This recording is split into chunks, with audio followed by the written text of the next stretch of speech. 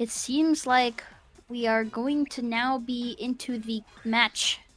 The match where the most gore will be happening on stream because Finally, Kamigeno is most likely gonna have another victim. we're gonna finally get to watch a Kamigeno game. We're gonna As watch how he did it. We're gonna watch how he took down Astro Ninja and Super N Guy. Kamigeno coming in with Popper Toaster. That's a very clean bread and butter loadout.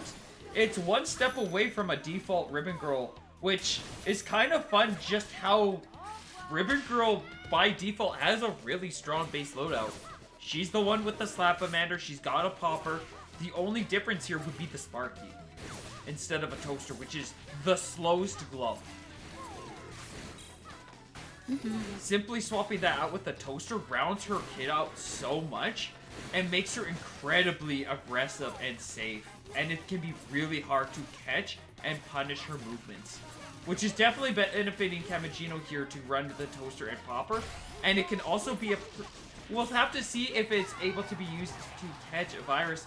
Right now, Kamigeno struggling against the pressure of Twin Tail, who's just covering all of his options. Popper forces him back, but Virxz still has a lot of room and a substantial amount of health for the last 30 seconds to do what he wants. Indeed, it seems like Kami is being very aggressive right now. We're seeing the aggression. We're seeing it. Oh no, the gore. He's being so aggressive right now with those popper pokes. He's trying to find something, but Virxz just kind of waited out, recognizing that at that range, you're not really going to be able to do too much unless you had like a hyper fast grab. So he just waited things out until he saw a very huge opening and punished it. Away goes the Popper, and in comes the Tri-Blast.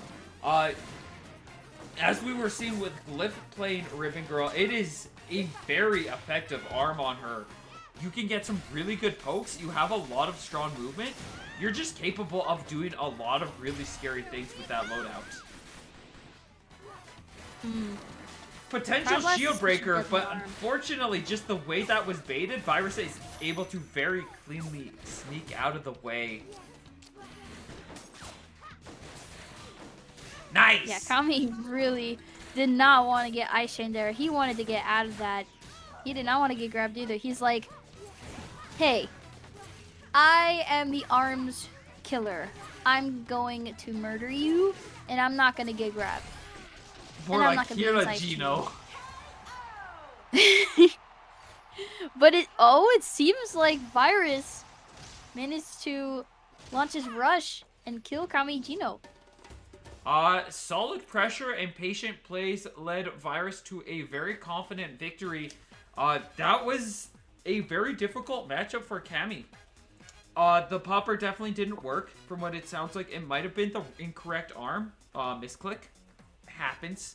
Especially when you're stuck waiting for over an hour and you're starting to lose your mind a little bit. The Tri-Blast definitely did work a little bit better. But Virxz is a really strong player, and he's currently just tearing through the competition here. There's a risk that Kamigeno might just be his next victim.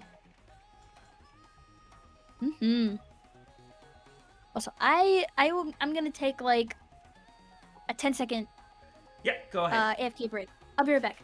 I'll be back.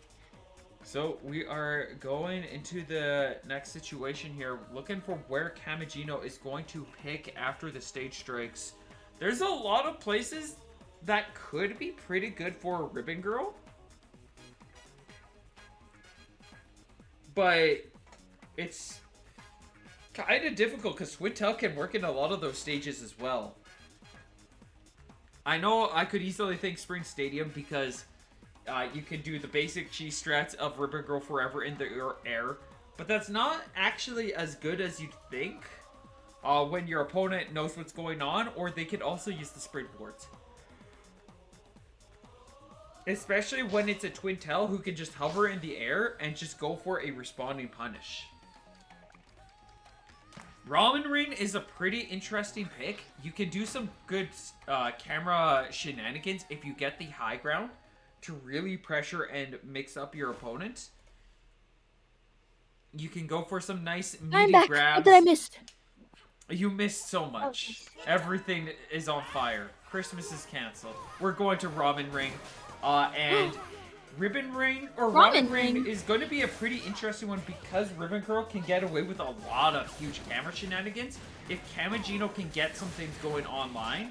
But it requires him to be able to get into a position to do that, or Virxz isn't able to punish him. And so far, Virxz is reading him like a book, landed 2 grabs for 320 damage. Wow, it seems like Ribbon Ramen here is playing a very crucial part in Virxz's gameplay because he is trying to catch Kami with those jumps from Ribbon Girl, the Ribbon Girl gameplay here. Ooh, out comes the double rush! Kami nicely blocking.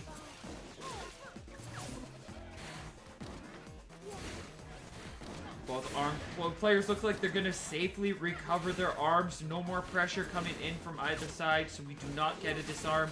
Virxz still holding on to the lead. We get an ice chain. He's going to go for the kill. Very clean ice chain from Virxz. Very clean.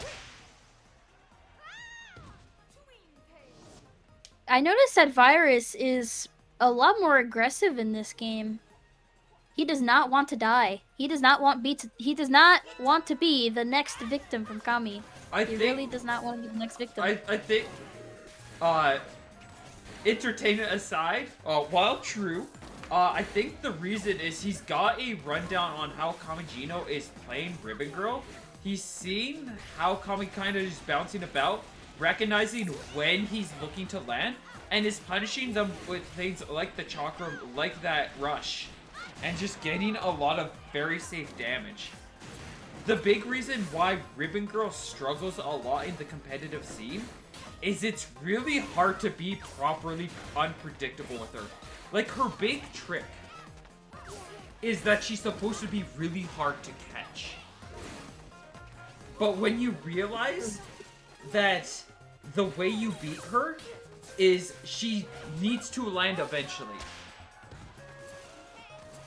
So what you do is you either pick arms that catch her while she's moving around, like the chakra, that just hard counters her in a lot of situations. Or you just recognize, alright, well, I'm just going to play things safe and smart until they make their investment, and as soon as Ribbon Girl makes an investment, she can't move anymore. He is just completely... Like... she won't be able to jump.